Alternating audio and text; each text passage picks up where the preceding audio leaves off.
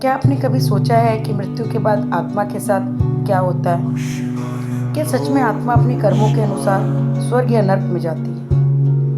गरुड़ पुराण, जिसे स्वयं भगवान विष्णु ने गरुड़ जी को सुनाया था, इन प्रश्नों का रहस्य उजागर करता है। यह ग्रंथ मृत्यु के रहस्यों, आत्मा की यात्रा और धर्म अधर्म के फल को विस्तार से बताता है। जैसे ही किसी जीव की मृत्यु होती है, आत्मा शरीर से अलग हो जाती है, लेकिन तुरंत अपने गंतव्य की ओर नहीं जाती। आत्मा 13 दिनों तक अपने घर के आसपास भटकती रहती है। वह अपने परिजनों को देखती है, उन्हें पुकारती है, लेकिन उसकी पुकार कोई नहीं सुन सकता। 14वें दिन से आत्मा की यात्रा यमलोक की ओर शुरू होती है। यह यात्रा आसान नहीं होती। रास्ते में आत्मा को भयानक अंधकार, अग्नि, कांटों, पथरीली राहों और डरावनी आवाजों से गुजरना पड़ता है। इस पूरी यात्रा में आत्मा को अपने जीवन के कर्मों का लेखा जोखा सिखाया जाता है। वह हर पल देखती है जब उसने किसी को दुख दिया हो, झूठ बोला हो, चोरी की हो या किसी का अपमान किया हो। गरुड़ पुराण कहता है कि हर पाप का परिणाम निश्चित है। किसी ने माता पिता की सेवा नहीं की, किसी ने गुरु का अपमान किया, तो कोई पराई स्त्री की ओर आकर्षित हुआ। ऐसे सभी कर्म नरक का कारण बनते हैं। गरुड़ पुराण में 84 प्रकार के नरक बताए गए हैं, जिसमें रौरव, अंधतमस, कुंभीपाक जैसे भयानक स्थान जहाँ आत्मा को अपने पापों के अनुसार दंड दिए जाते हैं।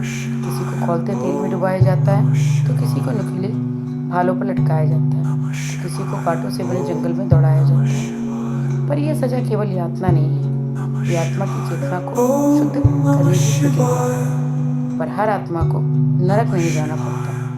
जिन्होंने जीवन में सच्चाई, दया, भक्ति, करुणा, सेवा का मार्ग चुना, वे आत्माएं यमदूतों के स्थान पर देवदूतों के साथ यात्रा करती हैं। वे इंद्रलोक, स्वर्गलोक और यहाँ तक कि वैकुंठ तक जा सकती हैं, जहाँ दिव्य संगीत, अमृत और आनंद की अनुभूति होती है। स्वर्ग में भी आत्मा अनंत काल तक नहीं रहती। जब पुण्य क्षीण होने लगता है, तब उन्हें पुनः पृथ्वी पर जन्म लेना होता है। लेकिन जो आत्मा सच्चे अर्थों में ब्रह्म ज्ञान प्राप्त कर लेती है, जिसे जीवन और मृत्यु का भेद समझ में आ जाता है, उसे फिर जन्म नहीं लेना होता, वही मोक्ष कहलाता है। गरुड़ पुराण ये भी बताता है कि मृत्यु से पहले शरीर पर आत्मा कुछ विशेष संकेत देती है। चेहरे की चमक फीकी पड़ने लगती है, आंखों की रोशनी धीमी हो जाती है, जीभ भारी हो जाता है और सांसों की गति अनियमित हो जाती है।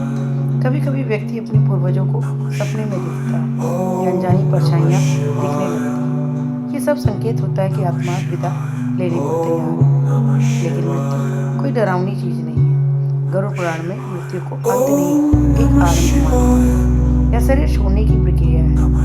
जैसे पुराना वस्त्र उतार कर नया पहनना। यदि मन शांत हो, ईश्वर का स्मरण हो और कर्म शुद्ध हो, मधुर हो जाती है। इसलिए सनातन धर्म में अंत समय में राम नाम, सत्य, ओम नमः शिवाय या श्री हरि विष्णुवे नमः का जाप किया जाता है। यह नाम आत्मा को ऊर्ध्व दिशा में ले जाता है। जो व्यक्ति मृत्यु को समझ गया और जीवन को भी समझ गया। इसलिए गरुड़ पुराण में केवल मृत्यु का वर्णन नहीं करता, यह जीवन को जीने का सही मार्ग भी दिखाता है। इस शरीर को पवित्र मानकर सेवा, भक्ति और सत्संग को अपनाएं, ताकि जब अंत आए तो आत्मा शांति से प्रकाश की ओर जा सके। हरिओम। अगर दोस्तों आपको इस वीडियो से कुछ ज्ञान प्राप्त हुआ है या वीडियो अच्छी लगी है, तो प्लीज़ चैनल को लाइक, शेयर, सब्सक्राइब जरूर करें। धन्यवाद। आपका दिन शुभ।